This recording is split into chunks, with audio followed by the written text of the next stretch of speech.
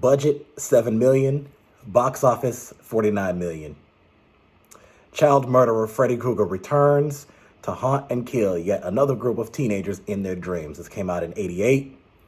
And this is another one where I'll say it's about on the same level of the third movie. So I say it's good, it's decent, it's all right. It's almost pretty good. I would still say that the second movie still just barely tops the third and the fourth. The first one is still the best so far. So far, it's still the best. And there's not too much to say about this one. And I have to say that as far as the ratings, it's looking about right. Google actually the Google users gave it 72 to 89%. And then you have Empire and Internet Movie Database and Rotten Tomatoes that gave it scores of 55, 56, and 60. And to me, it was similar to the third in the sense that it had that type of the Mortal Kombat movie style fighting combined with some type of a hint of some Star Wars-esque aspect to it, as far as like with the lasers and whatnot, the effects, some stop motion, things like that. And I gotta say, I'm still interested. Like I'm still going. I'm gonna rewatch all the movies. And again, for me personally, I'd give this one about a 7, because I think I gave the last one a 7, didn't I? This one gets a 7. The second one gets about an 8. The first one still gets a 10. So again, like I said, first one's still the best. Now, Google reviews, positive reviews say just awesome. I ranked this one almost as good as part 3, but for different reasons. And let's see what some of the negatives had to say about it. Not my favorite sequel, because this movie does kill off one of my favorite characters from the last movie, and Freddy Krueger was starting to get goofy. I didn't like the new characters we have to focus on because they're boring and not as memorable, because we all want to see what Freddy Krueger could be doing to these characters with his 4-fingered glove. And then, of course, the biggest thing is, we don't have Nancy Thompson anymore because she was killed at the end of the third movie. So there's that. But another one says, I really do not like horror movies myself because this is probably fake. I don't know if this is real or not. Tell me.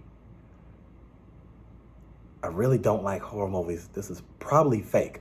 Yeah, I would say so. I would say that what Freddy Krueger represents is entirely fictional and fantasy. I don't think anything about this was intended to be real. And then here's another thing that I'm seeing here too. With Common Sense Media that are giving their reviews on these types of movies, that not only do you have parents on here saying that, oh, my kid watched this and they were freaked out. Okay, well, maybe there's a reason why these movies have ratings on them. And I say this a lot. Maybe they shouldn't be watching it at 5, 6, 7. Maybe that stuff scares them. They should just stick to Cartoon Network, Nickelodeon, and Disney like most of us did when we were kids. There's a reason I didn't know about any of this stuff when I was that age. And then I don't know why there's kids giving reviews on Common Sense Media, age 7, 8, 8. I don't get that. I don't know. But hey, you want to be scared? You want to be freaked out? You want to have nightmares on Elm Street? Go right ahead. Go right ahead. I'm not in that. So other than that, so the movies were available to watch on Max, but again, as I said in the last video, and I think they did the same thing with Chucky. Of course, I think the Chuckies were on Tubi. They had them on streaming all for free, but that was during Halloween month, and that was also part of November, so they took them off.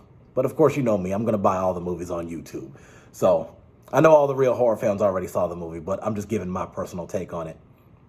And like I said, it wasn't the same without Nancy, and I think some of the other characters are memorable to a degree, but a lot of those characters last one movie. Some of them may be lucky enough to last 2 movies, if that. Patricia Arquette played Kristen Parker in the third movie, and in this movie you have Tuesday Night. And then you also have Robert Englund reprising the role as Freddy, Ronnie Harlan, Lisa Wilcox playing Alice Johnson, Rodney Eastman playing Joey Crusoe. I think he was in one of the other movies, wasn't he? Yeah. Danny Hassel playing Dan Jordan. And then you have Andres Jones playing Rick Johnson and Brooke Thies? I want to say Thies. Debbie Stevens. So, other than that, Hardcore fans have already seen it, but here I am just talking about it because I just love talking about horror films. But by any random chance, if you just happen to have not come across this one, I think it's a decent watch if you're really into the Freddy Krueger movies. So I got more coming. Like and subscribe.